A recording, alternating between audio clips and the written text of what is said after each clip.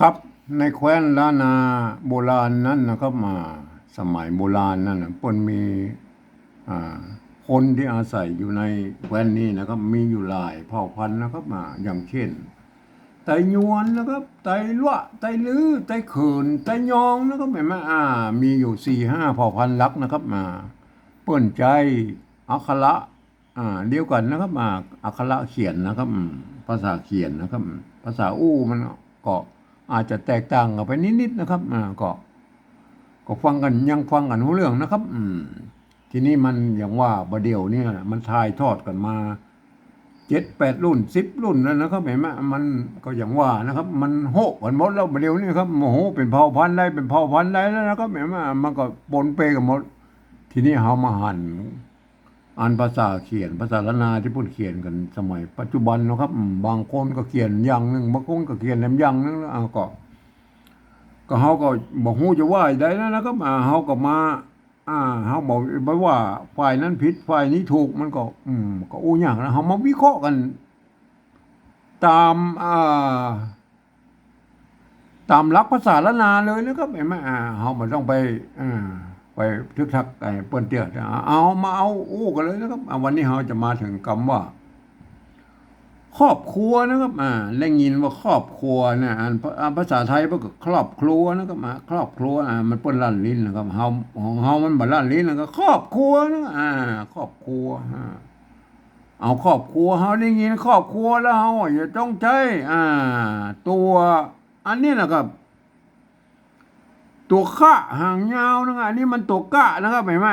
เอาต้องใช้ตัวข้าหางยาวนะครับแม่เนี่ยข้าหางยาวเป็นตัวที่มันสร้างขึ้นมาใหม่นะครับ หลังจากที่เป็นภาษาบาลีนะครับมีอยู่5 วรรค 8เศษวรรคแถ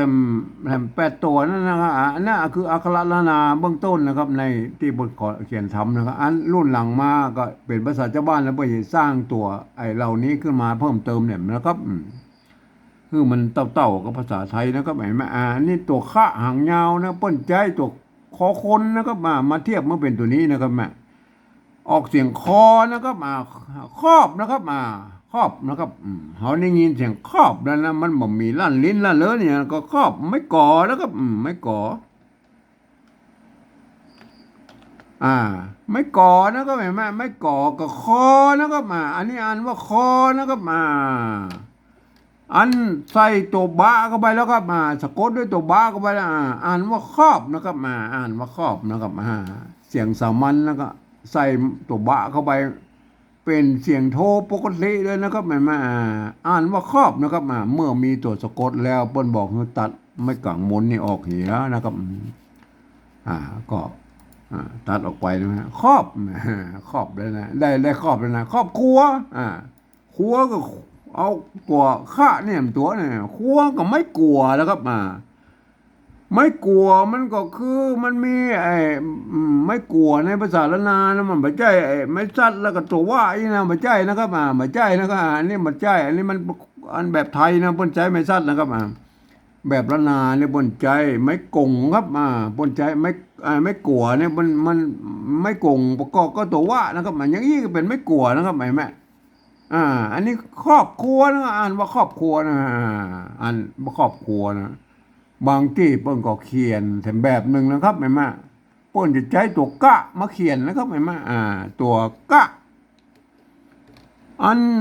ตัวกะละโหงนะครับแม่มากะกะใส่ละโหงนี่มันก็อ่านเป็นเสียงคอนะครับแม่กะละโหงนะกะขากะข้างะนะกะแล้วก็ตัวข้านะครับแม่เห็นไหมตัวกะใส่ละโหงอ่านเป็นตัวข้านะครับอ่านเป็นคอเหมือนกันนะครับอ่านเป็นคอเหมือนกันปวดเอาตัวนี้มาเขียนนะครับครอบนะครับครอบก็ไม่ก่อนะครับไม่ก่อ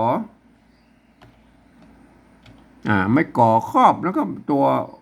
สะกดด้วยตัวบะเนี่ยอ่านเลยนะฮะอ่านว่าครอบนะครับเห็นไหมอ่านว่าครอบนะครับเมื่อมีตัวสะกดตัวบะสะกดแล้วเปิ้นบอกให้ลบตัว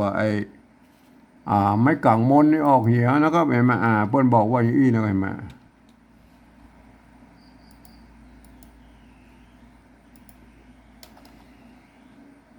เปิดบอกให้ลบไม้กังมนนี่ออกเหี้ย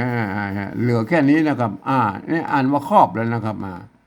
ครอบครัวนะครับครัวนะมันก็เบิดใจตัวกะละหงเห็นแล้วใช่ไหมกะละหงเห็นไหมมันคล้ายๆกับไทยหน่อยนะครัวนะครับครอบครัวนะครับกะละหงกะละหงก็อ่านเป็นตัวคะนะครับอ่านเป็นเสียงคะนะครับเสียงคอนะครับเห็นไหมคะครัวก็ไม่กลัวนะครับไม่กลัวก็มันไม่โกงประกอบก็ไม่ว่านะครับตัวว่านะครับอันนี้คือไม่กลัวละนาไม่กลัวแล้วนะเห็นไหมอันนี้เห็นไหมได้เลยเห็นไหมครอบครัวนะครับเห็นไหมไม่ใช่ครอบครัวนะครับตัวกะละโหงเนี่ยเพิ่นอ่านเป็นเสียงคะนะครับเสียงคอนะครับอ่านว่าครอบครัวนะครับอันหน้านี่มันต้องไปเอาตัวคะหางยาวเขียนเลยนะมันต้องไปดัดแปลงอย่างกับครอบครัวนะครับท่านจะเขียนแบบใดก็ได้นะครับได้สองแบบนะครับอันนี้ตามหลักการของภาษาละนานะครับเห็นไหมแบบผิดเบี้ยนเลยนะครับเห็นไหมก็เอาว่ากันไปตามหลักการของภาษาละนาที่เพิ่นว่านะครับไม่ยากนะครับไม่ยากครอบครัวอันนี้ก็ครอบครัวนะครับแต่มันจะยากตอนที่ว่าเราจะไปขยายความให้คนอื่นได้หูได้หันตัวนี่ก็อันนี้มันยากตอนนี้แล้วครับเห็นไหมการที่เราจะเอาภาษาละนาไปขยายความเมื่อคนอื่นในหูในหันตัวเนี่ยมันเราจะต้องใช้ภาษาอื่นๆนะครับมาเขียนนะครับก็คือปริวัตินั่นนะครับปนห้องว่าปริวัติภาษานั่นนะครับไม่มาอันผมเองนะผมได้ใช้หลักการปริวัติภาษาของนะครับสภาวัฒนธรรมมหาวิทยาลัยเชียงใหม่นะครับเปิดตกลงกันไว้เมื่อปลายปี28นะครับเพิ่นตกลงเอาไว้ว่านะการที่เอาภาษาไทยมาเขียนเป็นภาษาละนานั่นน่ะปริวัติเป็นภาษาละนาน่ะกระทำได้อยู่3แบบนะครับก็คือแบบที่1เพิ่นจะเอาไว้บันทึกเอกสารสำคัญหลักศิลาจารึกนะก็ว่ากันไปแล้วก็เฮาบ่อู้ถึงแล้วนะครับเฮามาอู้ถึงแบบที่2นะครับอันแบบที่2เนี่ยเพิ่นบอกว่ายืมเอาอักษรไทยนะครับมาปรับเทียบเพื่อเป็นอักขระละนาตำบลพุ่นนะครับแล้วก็ประกอบกรรมขึ้นมากับแบบภาษาภาษาไทยนะครับผสมผสานกันไปนะครับก็บางครั้งบางคราวนี่มันไม้หรือสระนี่มันบ่ตรงบ่ตัดกันก็สามารถบูรณะกำศัพท์ได้นะครับบูรณะกำศัพท์ได้นะครับก็เวลาอ่านนั่นนะท่านจะต้องนึกถึงว่าไอ้ภาษาเหล่านั้นเป็นอักขระละนานะครับถึงหน้าตามันแบบไทยก็จ้างได้ไหมอันตัวคะเนี่ยไหมคะอ่างยาวแล้วเพิ่นยืมไอ้ตัวคอคนนะครับมาเทียบนะครับเห็นไหมคอคนนะครับเพิ่นยืมคอคนเนี่ยไหมมาเทียบนะเพราะเวลาอ่านนะท่านจะนึกถึงเพราะท่านต้องพอหันว่าอันตัวนี้มันเป็นตัวคะหางยาวนะก็ไม่ใช่คอคนนะครับมันเวลาอ่านเป็นอย่างนั้นนะครับมาเทียบมันเป็นตัวเลยนะครับตัวคะเอาตัวคะตัวคอคนเนี่ยมาเทียบเป็นตัวคะหางยาวเนี่ยเห็นไหมกันยอดนะครับกดตัวอ้างนะครับเห็นไหมตัวบะนะครับตัวบะกับตัวบอใบไม้นะครับเห็นไหมบะแม่อ่านว่าครอบนะครับอ่านว่าครอบนะครับตัวอันนี้ตัวคอคนเนี่ยแล้วนะข้าอ่างยาวนะครับครัวนะครับอันนี้ต้องบูรณะกำศัพท์แล้วนะครับมันครัวเฮาก็เขียนเป็นครัวไทยนะครับสระอัวไทยนะครับสระอัวไทยนะครับอันนี้มันไม่กลัวอันละนาบนใจไม่กงนะครับประกบกับตัวว่านะครับแม่เฮาก็เวลาเฮาเขียนครัวเนี่ยมันก็จะต้องเป็นแบบไทยๆนะครับแม่แต่เขาต้องเลือกว่าเป็นไม่กลัวนะครับ อย่างเงี้ยนะมันก็จะต้องมีลูกเล่นหน่อยนะครับแม่อันนี้อ่านว่าครอบครัวนะครับอ่านว่าครอบครัวนะครับอันตัวที่2นะครับตัวที่2เนี่ยมันกะละหงนะครับแม่ตัวกะละหงนะกะละหงตัวกะนี่ยืมตัวคอควายมานะก็เป็นนะครับตัวละหงก็ตัวละนั่นนะครับแม่อันกันย้อนนี่ก็ตัวอ้างแล้วก็เห็นไหมตัวอ้างนะอันตัวบ้าแล้วก็ตัวบอใบไม้เนี่ยก็มาเป็นครอบเห็นไหมครัวนะครับครัวกับกะละหงเหมือนกันนะครับกะละหงนะครับกะละหงเนี่ยกะละหงนะครับอันไม่กลัวละนายไหมบูรณะกำศัพท์มันเป็นไม่กลัวสระอัวไทยนะครับสระอัวไทยได้เลยไหมง่ายกว่าครับ อันเทียบมาอ่าง่ายนะครับแต่เวลาอ่านท่านจะนึกเลยว่าอันนี้มันตัวข้าอ่างยาวนะครับไม่ใช่ตัวคอคนนะครับ ตัวอะกันจ้อนนะครับตัวบะนะครับ อันนี้ไม่กลัวนะครับเห็นไหมอันนี้มันกะละโหงนะครับเห็นไหมท่านต้องนึกว่าเป็นอย่างนั้นนะครับท่านต้องนึกว่าเป็นภาษาละนานะครับท่านจะต้องอ่านว่าอย่างนี้นะอ่านว่าครอบครัวนะครับ อันนี้ก็ครอบครัวไม่ใช่ลั่นลิ้นว่าครอบครัวนะครับไม่ใช่นะครับ อ่านว่าครอบครัวเหมือนกันนะครับอ่านเป็นตัวคอนะครับตัวคะคอละครังนั่นนะครับอ่านว่าครอบครัวนะครับอ่านว่าครอบครัวนะนี่มันยากแล้วนะได้แล้วนะครับแบบที่สองนะครับ แต่อ่านแบบที่สามนั่นนะครับ แบบที่สามนะเปิ้นบอกหลักการเปิ้นบอกมีอยู่ว่านะครับเปิ้นบอกให้ฟังเสียงเอาภาษาละนาตังบนปุ้นนะครับเอาฟังเปิ้นเปล่งเสียงออกมาคือเสียงกระมู้นะครับเปิ้นมาอย่างไรเฮาก็เอาภาษาไทยเขียนไปฉะนั้นนะครับแหมเฮาบ่พอกันได้นะครับตังบนพุ่นรับตาก็ได้นะครับเฮาเขียนเลยนะครับเอาภาษาไทยเขียนไปเลยครอบครัวนะครับได้ยินเสียงครอบมันจะต้องใจขอควายนะครับครอบนะครับอันนี้ครอบยังได้เลยมาคร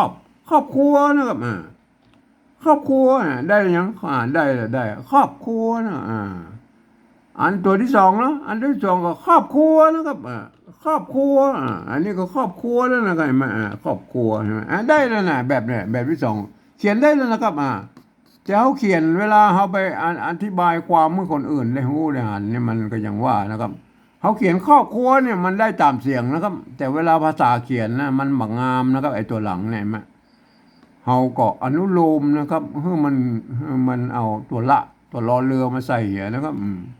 อันให้มันเหมือนภาษาไทยนะครับ มันจะได้สวยงามหน่อยนะครับเห็นไหมเฮาก็เอาอนุโลมนะครับไอ้ตัวนี้อนุโลมนะครับมันก็เหมือนกับพระนั่นนะครับเหมือนกับพระกับอันอย่างตัวพอลอนั่นนะครับเห็นไหมตัวพอลอตัวอย่างนั้นนะครับเห็นไหมเฮาอนุโลมเพื่อเอาตัวรอเรือเนี่ยมาใส่นะแต่ต้องอ่านแบบที่สองนะครับ อ่านว่าครอบครัวนะครับเห็นไหมอ่านว่าครอบครัว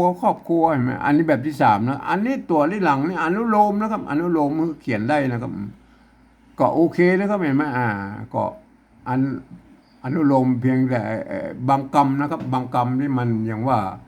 มันสวยงามเนาะเขาก็คือมันเขียนนั้นมันสวยงามตามหลักภาษาเขียนเนี่ยนะครับ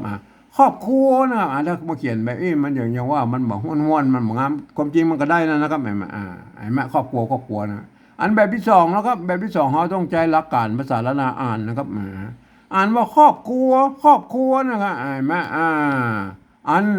ภาษาละนาพวกก็เขียนได้อยู่สองแบบนะเห็นไหมพวกก็เขียนได้สองแบบนี่นะครอบครัวเนี่ยเห็นไหมท่านจะเขียนแบบใดก็ได้นะครับลองเอาไปศึกษากันดูนะครับแล้วก็อนุรักษ์กันไว้นะครับวันนี้ผมขอบรรยายเพียงแค่นี้นะครับ